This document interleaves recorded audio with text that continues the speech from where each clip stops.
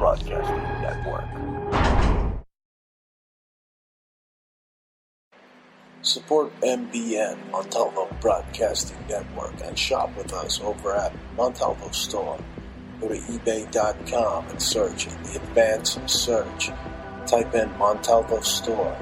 Now support Montalvo Broadcasting Network. We have a wide array of books on conspiracy, apparel, and much more. Support your favorite radio station, Montalvo Broadcasting Network, by visiting Montalvo Store on ebay.com. Tribal, primitive, rustic, Burning Man, punk rock, conceptual subculture for the edgiest, most cutting-edge designs of jewelry today. Go to etsy.com/shop/conceptual subculture, or one word, either by going to Google or search Etsy, ETSY.com, and type in one word, conceptual subculture. You will find the hottest designs using natural stones with wire wrap rings, rough, raw, genuine, semi-precious gemstone jewelry, solid sterling silver, copper, leather, organite, bracelets, pendants, chokers, men's copper cups with sterling accents, eco-friendly, repurposed, original, one-of-a-kind design earrings. Support MBN by going to Conceptual Subculture on Etsy. Go to Antique Obsessions for the hottest in jewelry, antiques, repurposed, solid sterling silver, one-of-a-kind, handmade by Bruce and Jaja. Go to our Facebook, which is Antique Obsessions, or you can go to Etsy.com and go to Antique Obsessions, one word, or type it into your Google and find us there. Thanks. Bruce Montalvo. Continues to spread conspiracy theories. Penchant for promoting bogus conspiracies as though they were fact. Bruce Montalvo. About his conspiracy theory.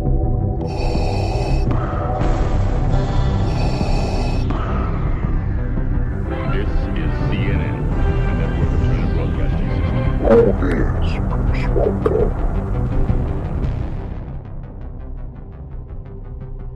Bruce Montalvo's the only radio talk show host that's not controlled.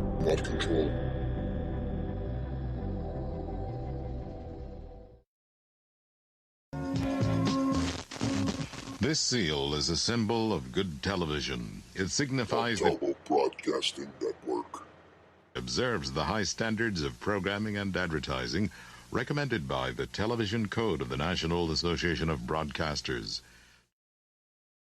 Let's get ready to rumble!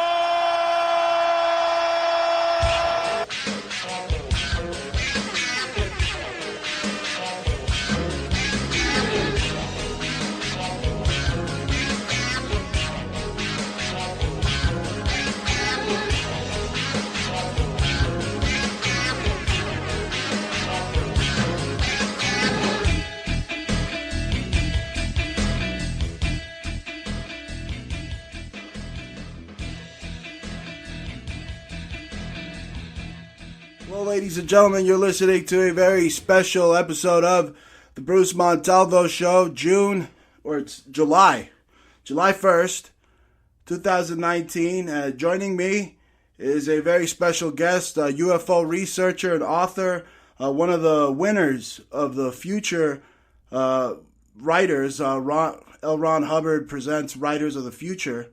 He won that prestigious award. He was a spokesperson over at Contact in the Desert. I've covered that expo a couple of times in the past. And he joins me now on my show, Mr. Preston Dennett. Hello, Preston. Hello. Thank you for joining me. How you doing? I'm doing well, thanks. It's a pleasure and an honor. Thank you. It's great to speak to you. How was Contact in the Desert this year? Amazing. It was my first time. I've certainly heard about it and been wanting to go for a while. So when I got the call to speak there, I was thrilled. Lots of people. Really a big event. Got to see some researchers I haven't seen in a while, meet a bunch of new people. Yeah, it was amazing. Right. I remember covering it back in 2013 when I I met Jim Mars there. Now, rest in peace. But many other great lecturers, authors, writers, speakers, all talking about this very preternatural, paranormal issue dealing with UFOs. You're a very prestigious writer in the field. You've written many books. Tell us about the healing power of UFOs. That's one of them, right?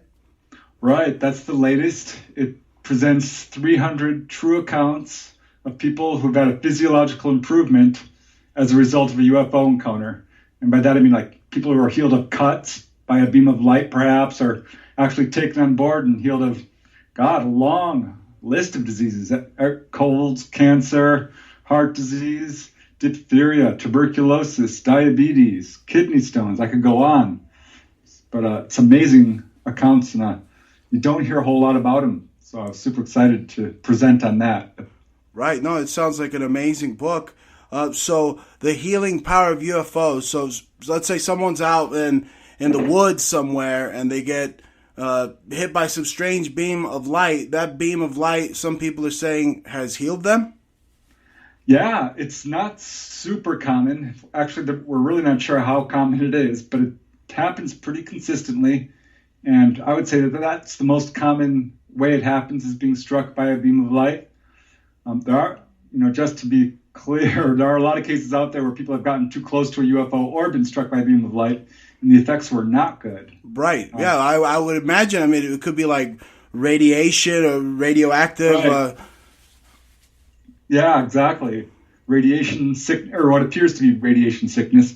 But there's these cases that are, I've got them from pretty much every major researcher, Bud Hopkins, David Jacobs, John Mack, certainly, Brad Steiger, Barbara Lamb, Yvonne Smith. They all got these cases.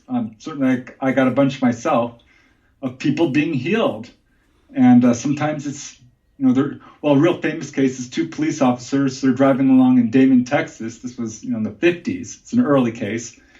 And one of the police officers had a cut on his hand, on his finger. He had just been bit by his son's baby pet alligator and left this wound on his finger, right? So they're driving through Damon, Texas, when they come upon this giant UFO. It's, like 100 feet across. It's blimp-shaped. It's metallic. It's right there over the field next to them. It sends down this purple beam of light, which starts getting closer and closer. They realize, it's going to hit us, and it does. And they can feel it. It's kind of warm and tingly feeling, and scares the daylights out of them, and they screech off, and they race away to pull over finally at a diner to gather their wits and talk about what they just saw.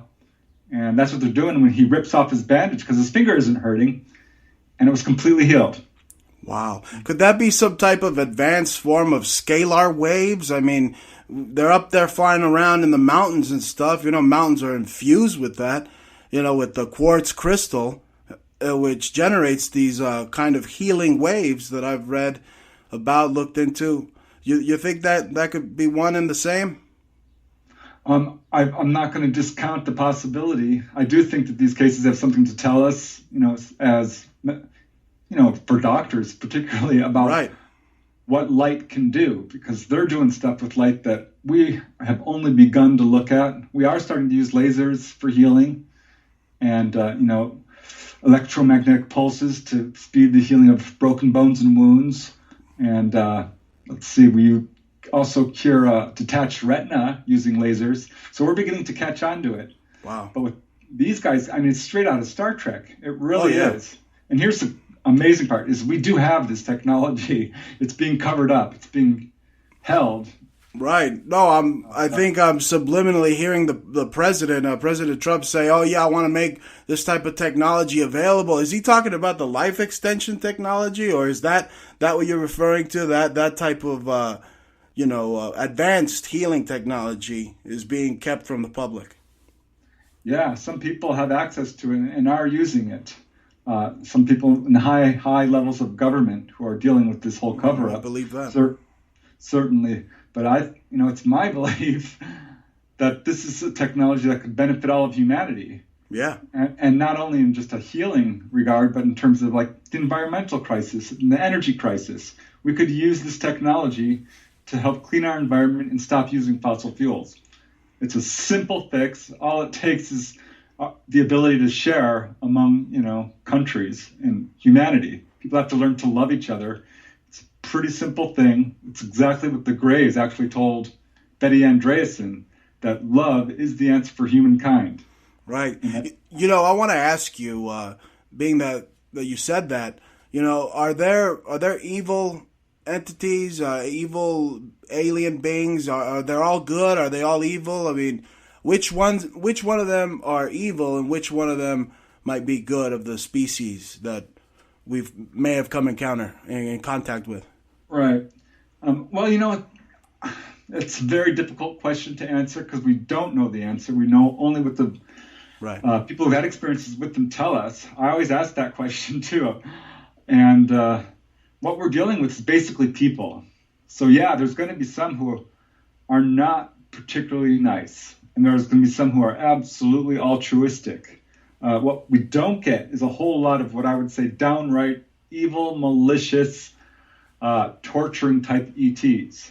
I'm not going to say it doesn't happen, but I haven't gotten any cases, and there's really none out there. I don't want to say none, but very little out there in the literature in terms of people who've been, brutally murdered or tortured, or they're not here to cause pain. That's not their agenda, to scare people.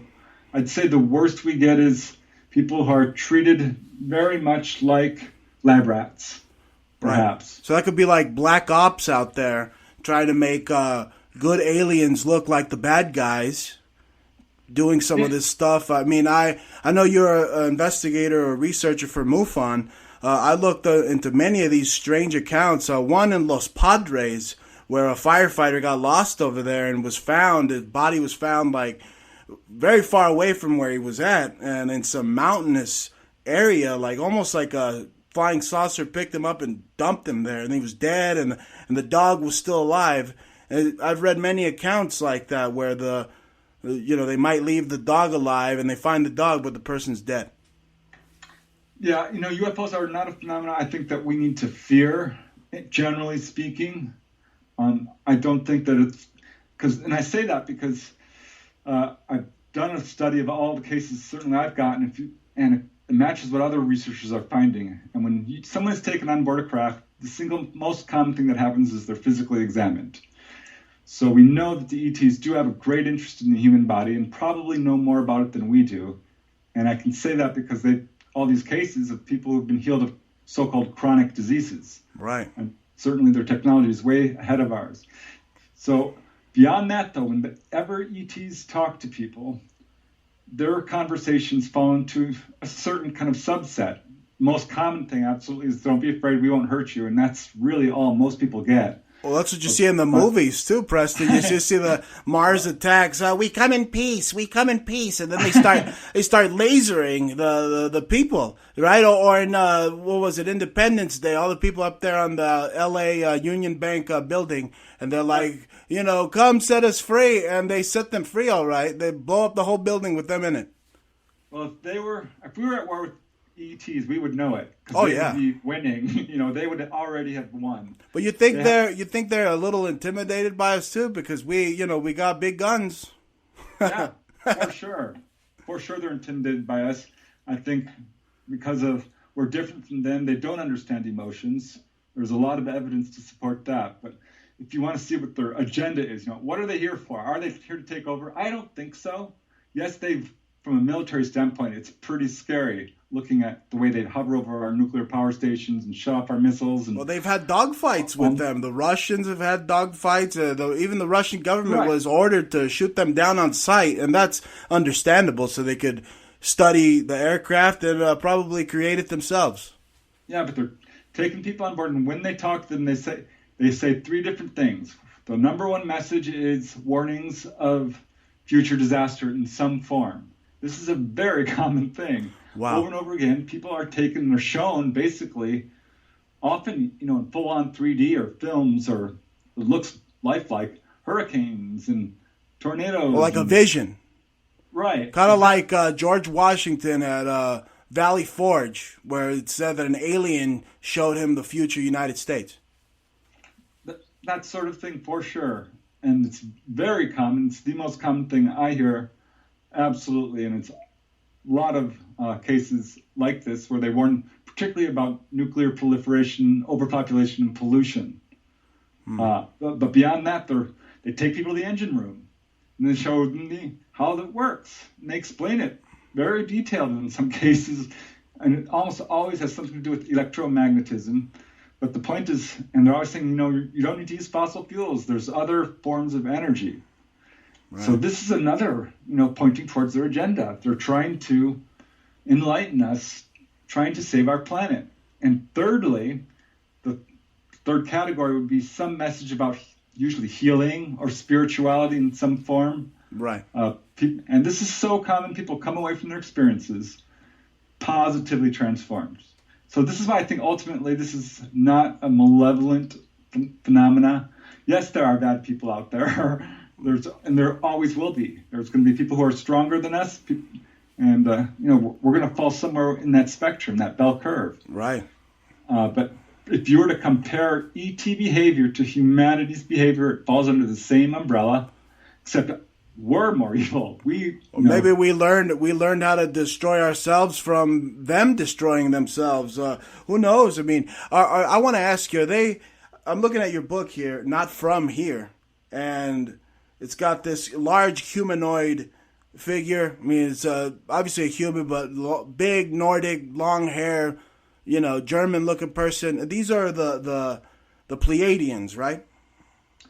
That would be sort of a subset of the Nordic or human-looking. I don't like the term Nordic because that the definition is a human-looking ET, basically. Yeah, humanoid. And but the term Nordic came about because many of these are blonde, blue-eyed, very good-looking, kind of Scandinavian-looking.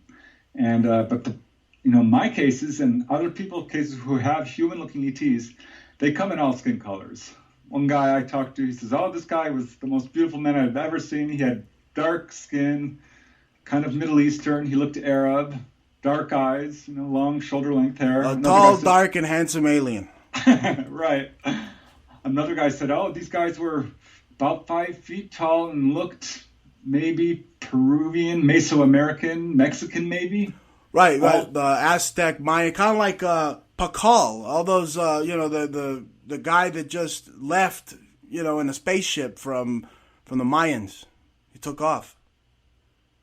Yeah, and the point is that human-looking ETs is definitely one of the major categories, but it comes in all different types of humans, but generally very good-looking and very muscular and seem like genetically flawless, kind of. Well, they got to show us what their diet is. I mean, definitely, right? Right?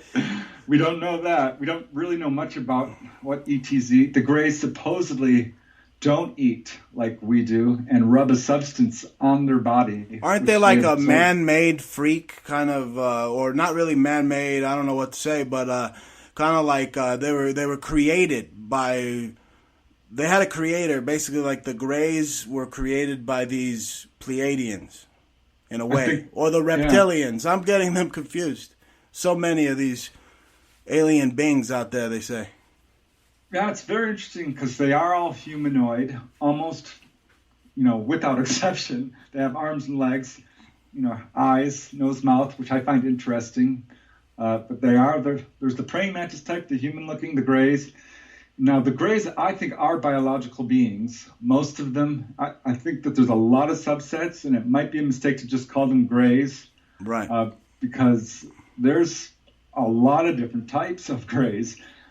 There's hybrids. There's, between humans and Greys, which really speaks towards our relationship with them and how closely related are we. Because there's some reports coming out that the Greys are essentially human.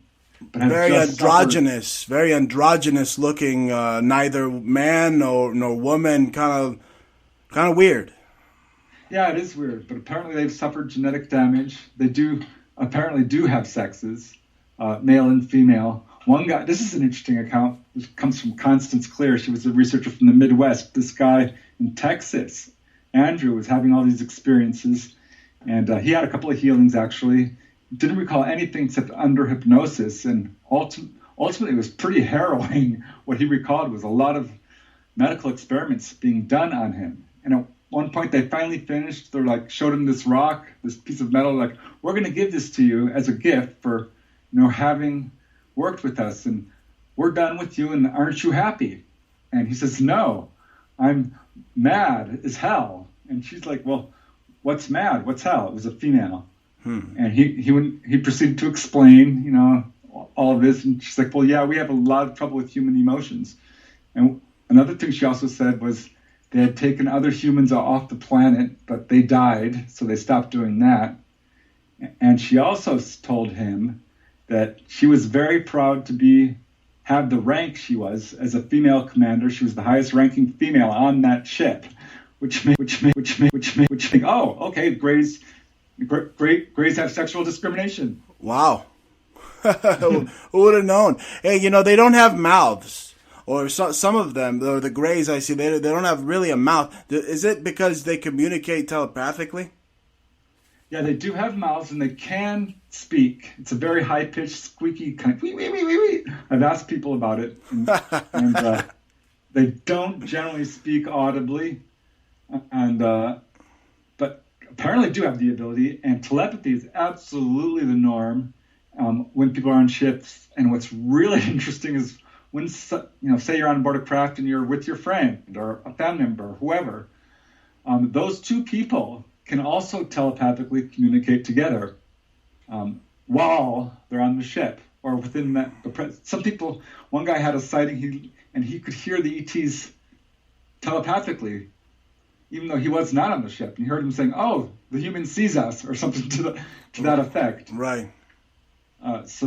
It's absolutely the norm. It's actually a normal human ability that has been proven in a laboratory setting.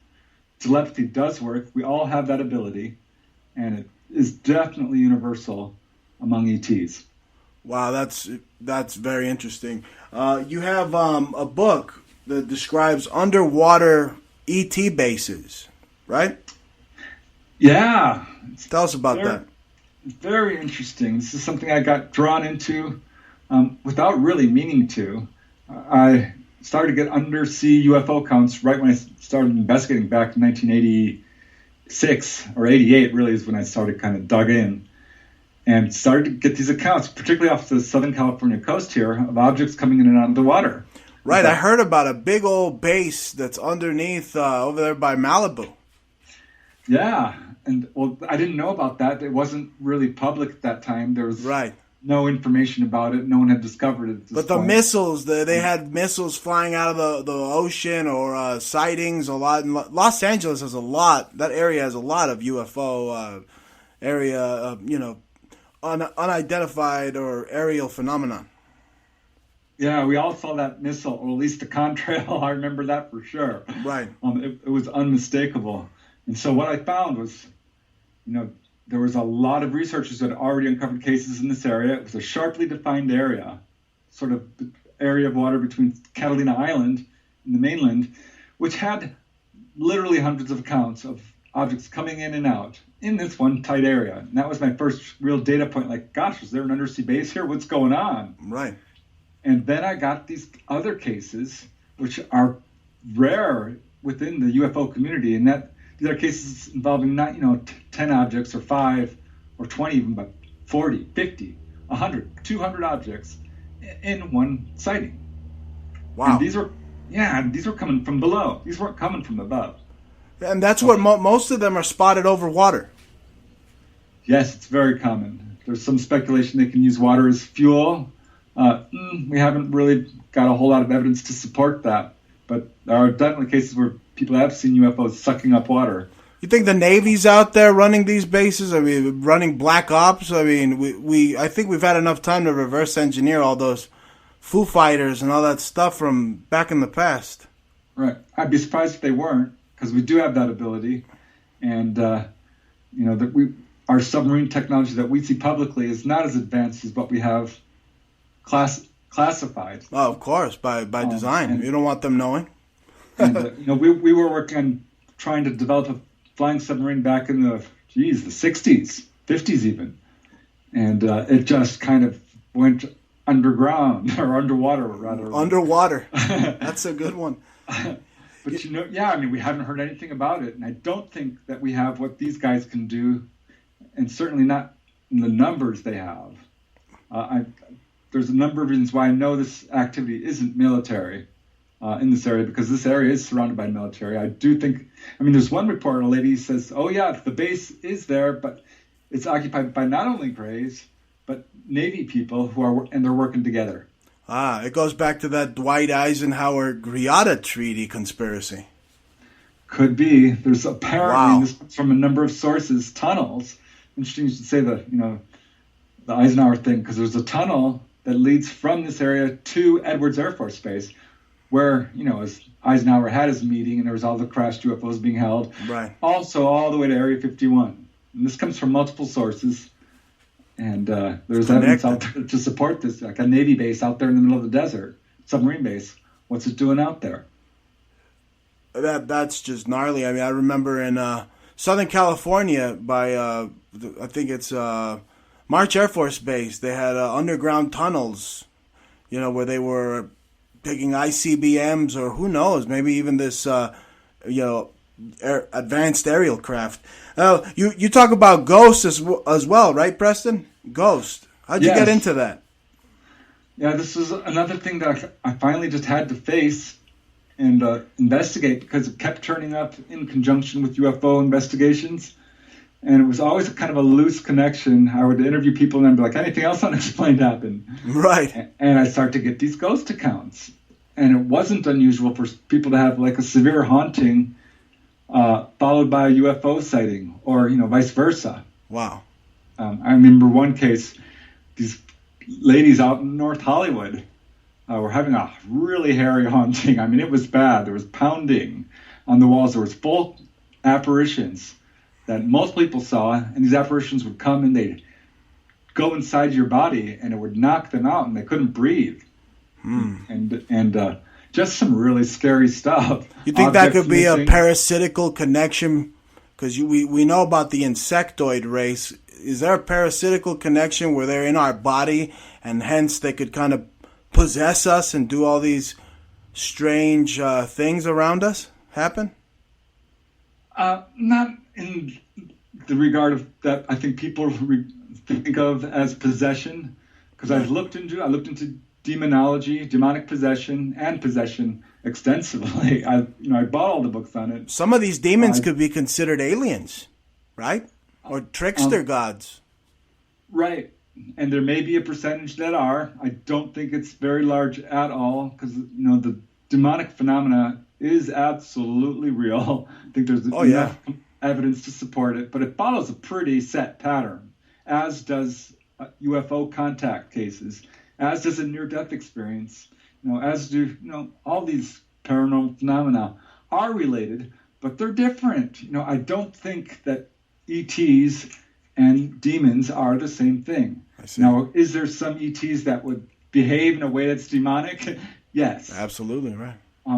But they're not what we think of. Because a demon is an inhuman spirit that tries to possess a person and destroy their life. Well, this is not what ETs are doing at all. Right. Like an interdimensional being that you're pulling from some other dimension, that's like a demon. Right. It comes from people who've, had drug addiction, people who've done evil things, people who've messed around with the Ouija board and started, getting addicted to it. These sort of things can draw in spirits who we don't know really anything about. They could be human, but have just forgotten their identity. Ed and Lorraine Warren, they were the experts on demonology, right. And they often kind of interchangeably use the term for human spirits. But from a religious, historical standpoint, no, these are spirits that have never been human. They're fallen angels, and that is what they are. And the angel phenomena is another very compelling thing that people have tried to link together to all this, but appears to be a separate thing.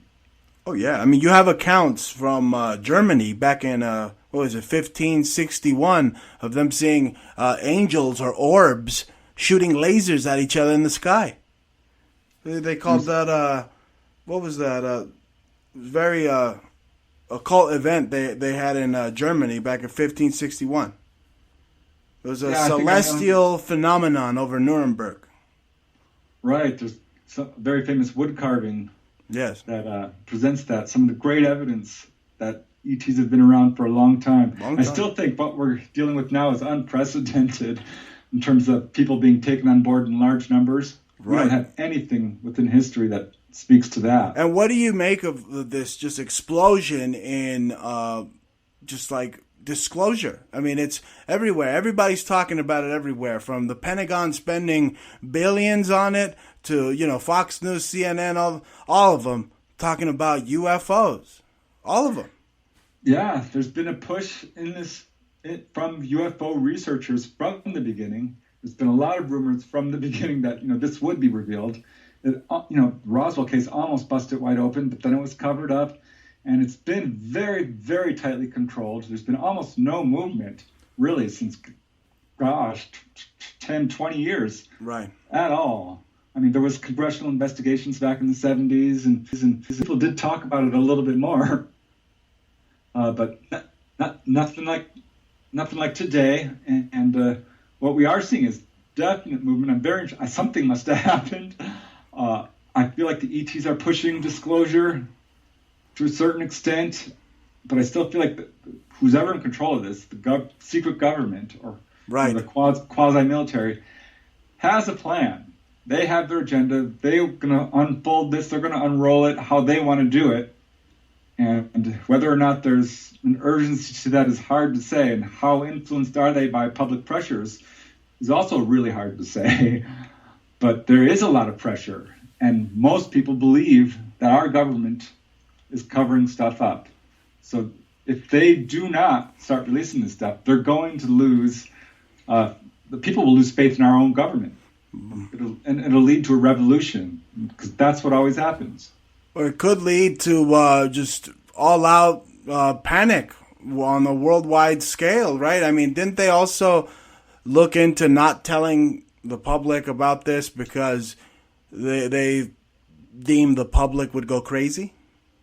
Yes, I think that is one of the arguments that people use, probably even within the cover-up community, the secret government. Why we shouldn't disclose?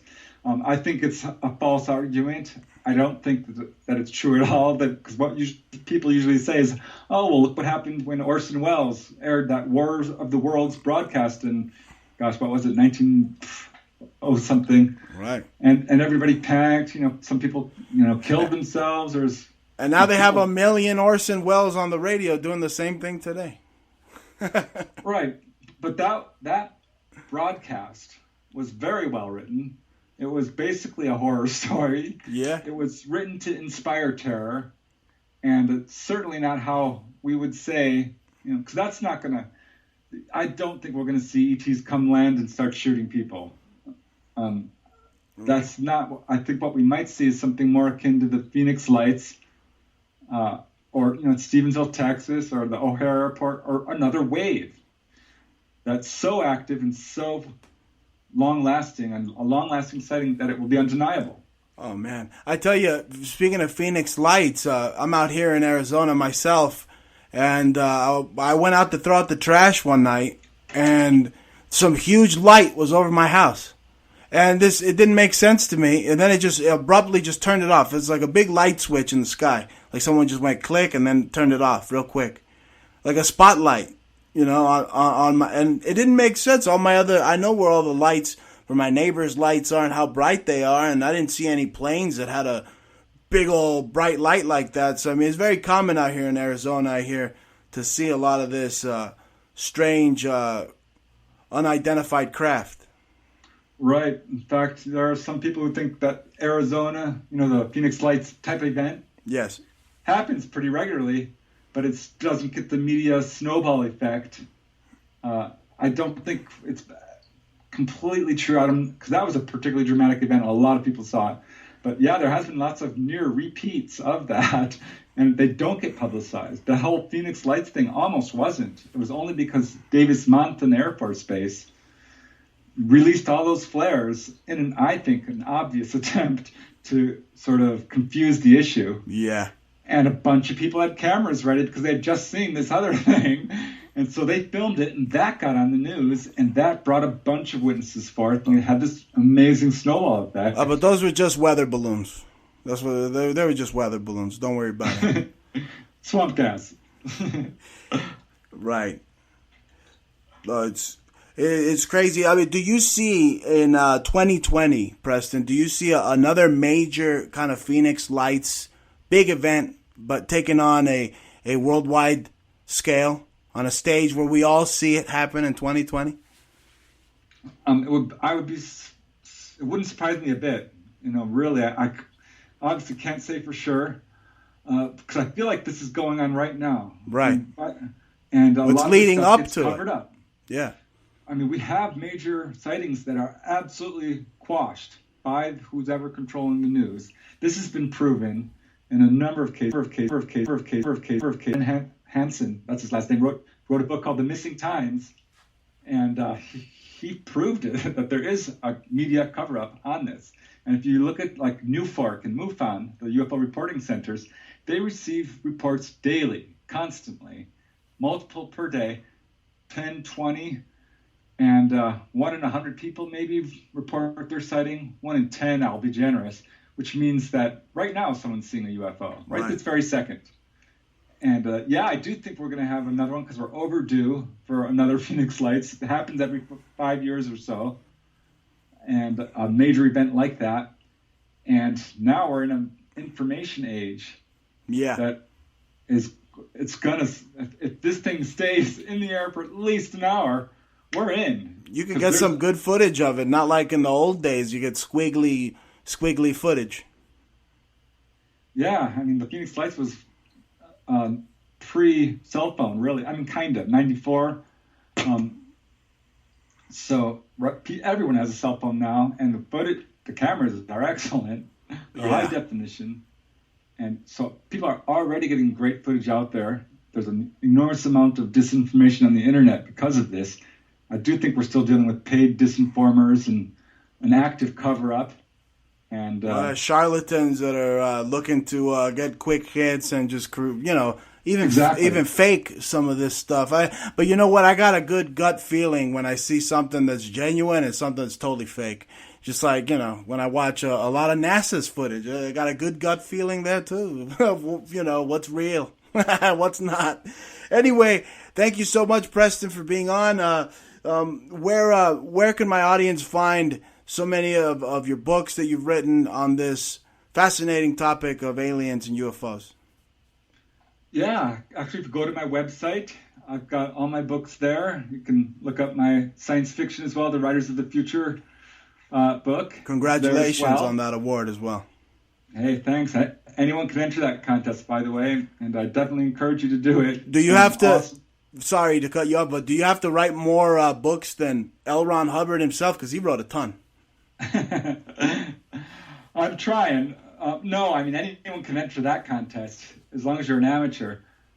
I've written a bunch of books on UFOs, and they're all available on my website. If you just Google my name, it should take you there. It's also available on Amazon. And super excited. I'm writing another book right now about a schoolyard UFO encounters. People who've seen UFOs over schools. Got 100 cases. It's out. I mean, it's crazy.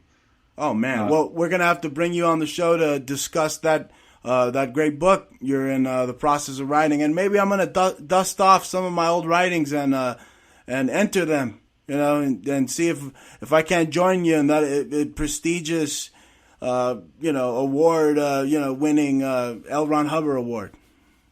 Yeah, definitely, man. It's definitely worth it, and all you have to do is enter. Any story could win. That's awesome. Well, you've given me a great show. The audience loves you. We'll bring you back on to discuss your newest book. And thank you so much for being on the show, Preston. Hey, my pleasure. Thank you. Thank you. Have a good one. We'll talk soon. All right. Thank you. That was UFO researcher and author Preston Dennett. This has been a very special episode of the Bruce Montalvo Show. We're signing out. Sure to listen every Monday, 9 p.m. Mountain Time, Fridays, 6 p.m. Mountain Time, TalkStreamLive.com, Spreaker.com. You've been listening to the Bruce Montalvo Show. Sayonara. Try not to get abducted by UFO out there. See ya. Montalvo Broadcasting Network.